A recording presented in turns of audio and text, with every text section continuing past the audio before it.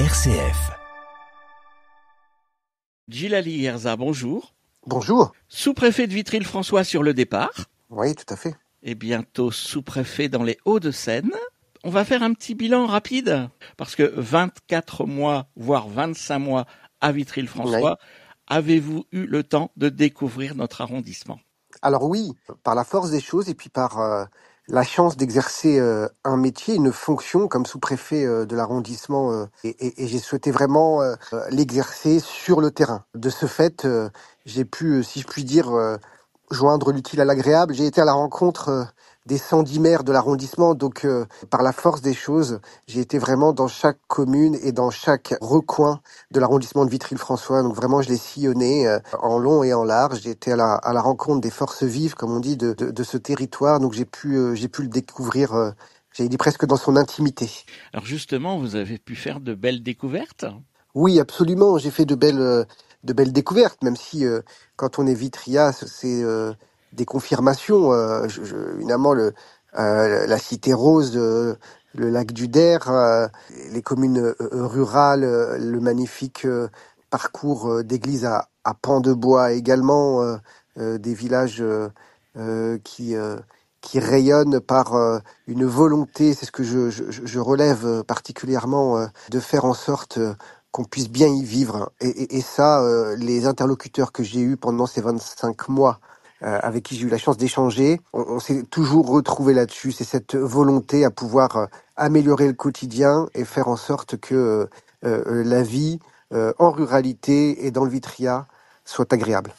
Parmi les missions que vous a confiées, monsieur le préfet, il y avait des missions départementales pour lesquelles également l'arrondissement de Vitry était concerné. Absolument. Les missions départementales que monsieur le préfet a souhaité me confier étaient de 4 ordres. Tout d'abord, la mission de référent ruralité. Et évidemment, l'arrondissement de Vitry-le-François, de ce point de vue-là, joue, j'allais dire, dans la Marne, un rôle crucial et j'allais dire de quasi laboratoire pour permettre de déployer, de développer le plan France Ruralité dans l'ensemble du département de la Marne. Sous l'autorité du préfet, on a souhaité proposer aux élus, aux territoires, sur tout le département, qui là aussi vient travailler sur l'ensemble des politiques publiques. Et ça a été, je crois, une chance, je le redis, pour l'État, pour le gouvernement. Et l'objectif est de pouvoir justement faire du dernier kilomètre de nos territoires, qui reste 75% du territoire vécu par nos concitoyens, de faire de la ruralité un lieu où l'on vit avec confort et surtout dans de bonnes conditions de vie. D'autres missions aussi, j'ai eu la chance d'être référent handicap et inclusion pour pouvoir développer cette politique publique sur le département et travailler en lien avec le monde associatif, l'éducation nationale bien entendu, mais aussi faire pas mal de travail en lien avec les services sociaux du département et permettre l'inclusion. J'avais une mission de référent énergie renouvelable. On sait que la Marne est très à la pointe, avec l'éolien, mais pas que, mais aussi des objectifs de pouvoir multiplier les sources d'énergie renouvelable dans le département. On a pu définir les zones d'accélération d'énergie renouvelable avec les élus. Et j'étais l'interface et finalement l'interlocuteur privilégié du territoire pour ce dossier.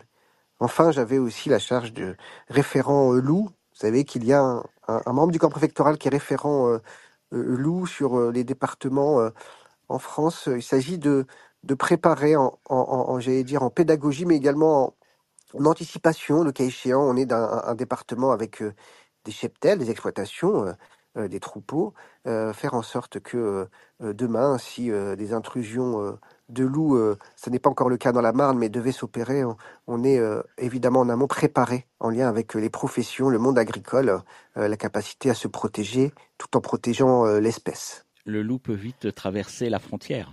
Oui, il ne connaît pas les frontières administratives. On sait qu'il y a eu chez nos voisins, dans les Ardennes, dans l'Aube, des passages de loups. En Marne, on reste à ce stade plutôt protégé, mais la vigilance reste de mise. Il y a des projets qui ont commencé avec vous et qui finiront avec vos successeurs. C'est notamment les villes de demain, les villages qui se rassemblent. Absolument, une vraie prise de conscience dans l'arrondissement à pouvoir contribuer et participer pleinement aux différents dispositifs que vous venez de citer, Petite Ville de demain, Sermaises-les-Bains et Pargny-sur-Saulx, avec humour, je dis aux deux maires que dorénavant ils constituent des frères siamois, puisqu'ils se sont rapprochés dans le cadre de ce dispositif pour justement favoriser le développement de leur commune ensemble. J'ai vraiment, moi, ce leitmotiv et cette conviction que les succès se construisent collectivement ensemble. J'ai rencontré des interlocuteurs qui l'ont parfaitement compris. À Vitry-le-François également, avec Action Cœur de Ville, le renouvellement urbain également, les quartiers politiques de la ville. Il y a une vraie transformation qui est en cours. Il y a des opportunités, je crois, immenses pour le Vitry-le-François de demain.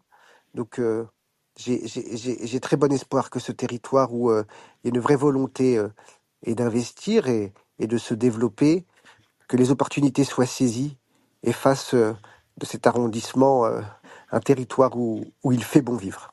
Et justement, dans les petites communes aussi, il y a des choses qui se passent.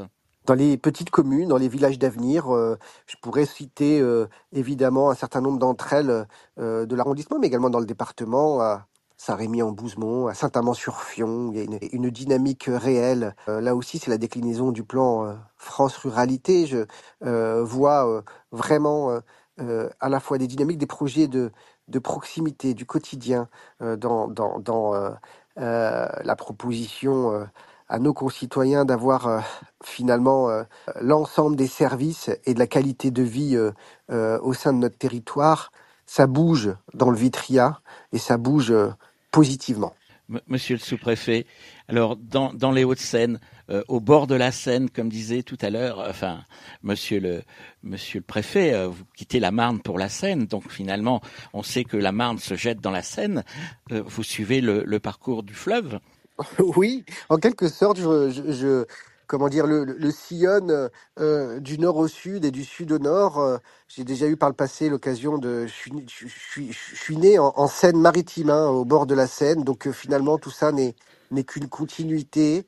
Les flots m'amènent vers de nouvelles rives dans les Hauts-de-Seine, où j'aurai en charge comme sous-préfet le développement économique et l'emploi. Sachez que je me nourrirai nécessairement, y compris de cette expérience riche de ces 25 derniers mois à Vitry-le-François et dans la Marne, pour, j'allais dire, en faire à la fois une force, une expérience nécessairement, et toujours tourner vers cette volonté de faire ensemble. Monsieur le sous-préfet Djilali Guerza, merci. Merci beaucoup, Monsieur Gaillet. Merci pour tout ce que vous faites aussi sur le territoire et j'allais dire votre disponibilité et présence constante. Bon vent et, si je puis dire, à la revoyure.